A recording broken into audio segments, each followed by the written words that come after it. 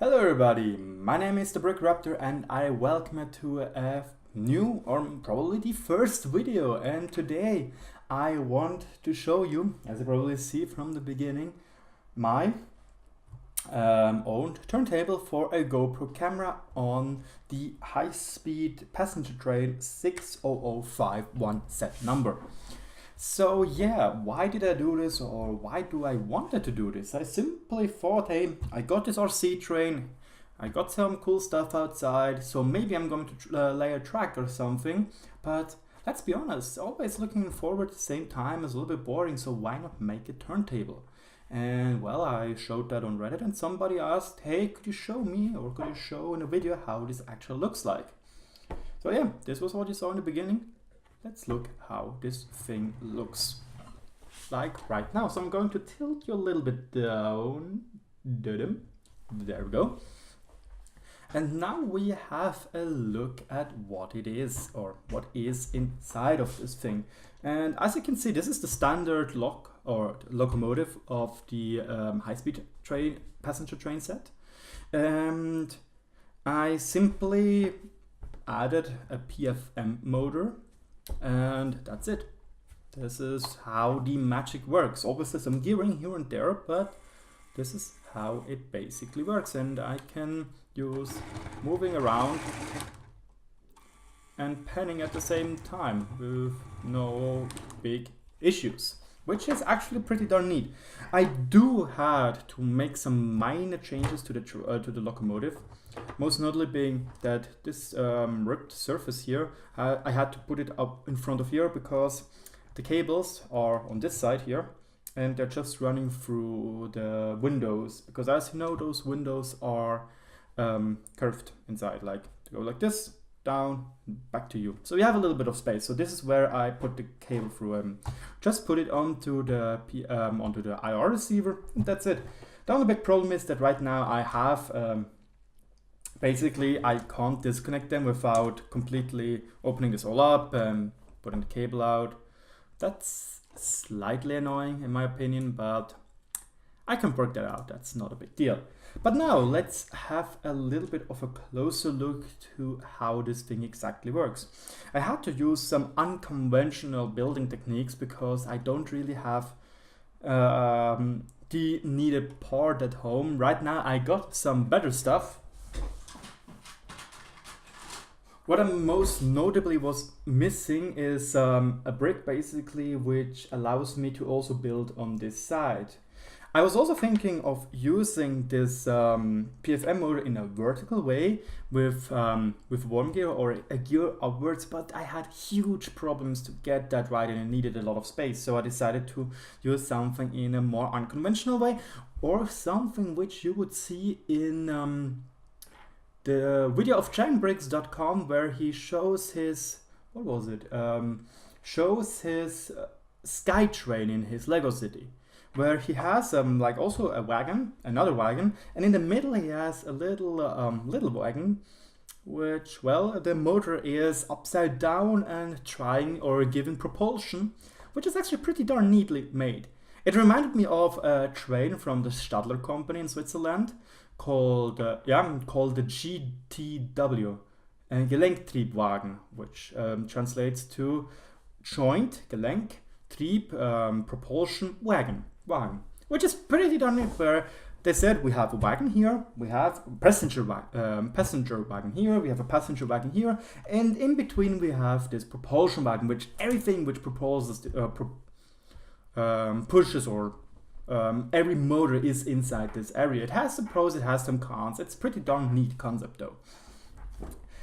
And this is how I came up with this idea. And what I'm needed to do is also make a gear reduction, because the motor actually turns quite fast and I still think it is too fast. So when I'm back home again this weekend, I'm going to change this a little bit up. And basically here we have a small gear, I think it is 8. And this one is one with 24. Please correct me, I'm not entirely sure. So 8 divided to 24 divided to 3, 8, we have 3. Gear reduction, meaning that we reduce the speed by 3, which is pretty darn good. But it's, in my opinion, still too fast.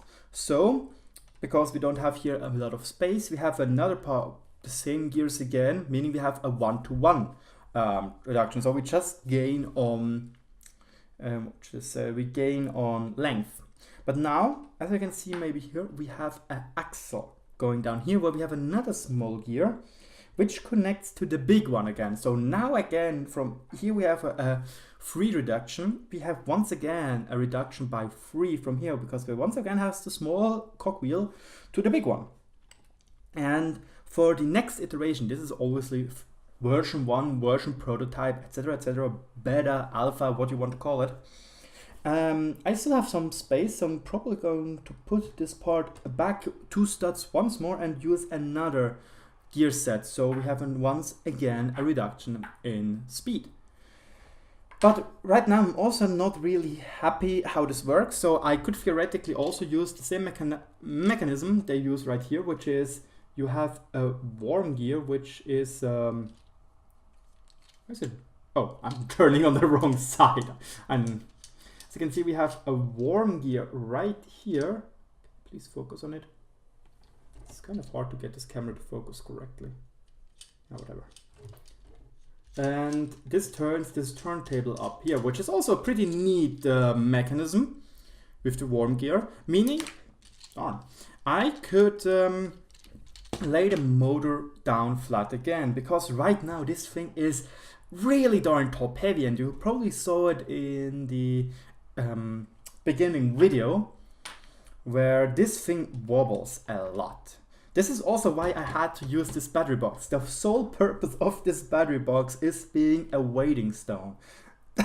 That it makes this super top heavy structure being not as top heavy. It is also due to the fact that I am not really that good on making a nice case, so I want to change that up as well a little bit. But yeah, the camera, it's not a GoPro Session, it's the GoPro Hero Black 5, I think. And it's quite the heavy little bugger, which can be a little bit of annoyance. So I'm using this battery box down here and this bar right here, which is connected down here, so to give it a little bit more stability. But again, you can see as soon as I'm probably leaning in a curve and I leave it go, it wobbles forward and back and even go a little bit more. And as soon as I'm over the tipping point, it will just tip over. Luckily enough, even though I'm going full throttle with this thing most of the time, around the curved track, as you could see, it does not fall over, so yay, that's cool. Another big issue right now is that it has a lot of backlash. So as you can see, this is how much backlash I have without turning nothing on. And this is due to the fact that I have this small little 1x1 piece. I try to pull you a little bit closer to it. It just needs to focus. There we go. See the white piece? As you can see, it is not really hold in place. I just used it there as this first little idea set to like a proof of concept. This is easily fixed in my opinion, because I can simply use one of these. As you can see, here we have the axle hole, and here we have 3 different studs which I can just put those black connector pins in, and then it will be held in place. So this is what I'm going to do afterwards to see if I can minimize the backlash from that thing. The third iteration, which I really want to do, is being able to tilt that thing. That would be quite interesting, and it's quite the challenge, because either I'm taking another IR receiver, which could work, it's not a big deal, I still have one at home.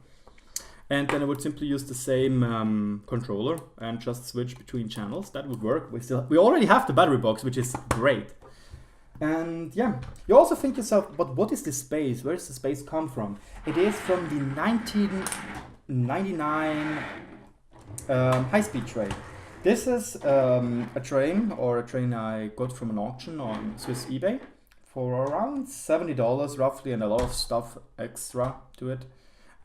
Pieces are missing, sadly, so I can't open this one. You can see those are just cheese wedges with ribs in it. I'm missing those chrome pieces. Here we also don't really have what we need, etc. And those magnets are missing, so I have to use newer ones. It's not really a big deal, but this is this is the base which I'm using for this contraption over here, which is pretty darn neat.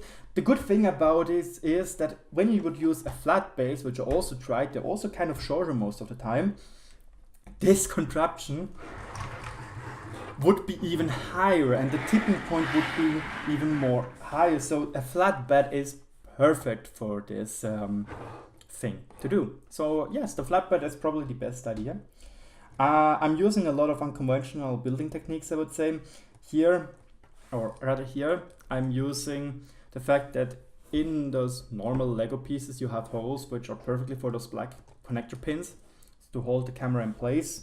Here I did it with the motor and it actually works surprisingly well, which I'm happy about. Here those axles are also just here pressed on to hold the battery box in place, works also quite wonderfully. But yeah, for the next iteration I also probably want to include this case. It is a little bit wider and I think it's around 6 studs wide. Here we have an awkward number of studs. It's a little bit wonky to work with. And either I'm using this wing or I'm simply going to 3D print something myself and try to use it that way. Could work as well. And lastly, the tilting mechanism, and this is something which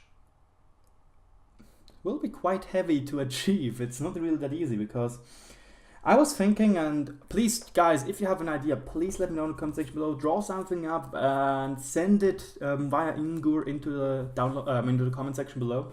And basically, this is my idea where I have the motor, which is the one which is vertical, being once again driving all the thing, and with actuators having a motor which is also activating or having from somewhere outside the whole turning thing, turning some gears and being able to turn this actuators up and down so we can do some panning or tilting, which that would be so great, let's be honest. For example, you're driving around a cliffside and you already have it turned like this and you want to slightly look down. Oh, that would be awesome. So yeah guys, thank you so much for watching. This was the BrickRaptor. Subscribe for more videos. Subscribe if you want to also see me restoring that train here, getting the pieces together and making it look great again. Yeah, thank you so much. And right now, if you have comments, ideas, let me know. It is so important for me to actually know those things and actually get those things done. Thank you so much and bye bye.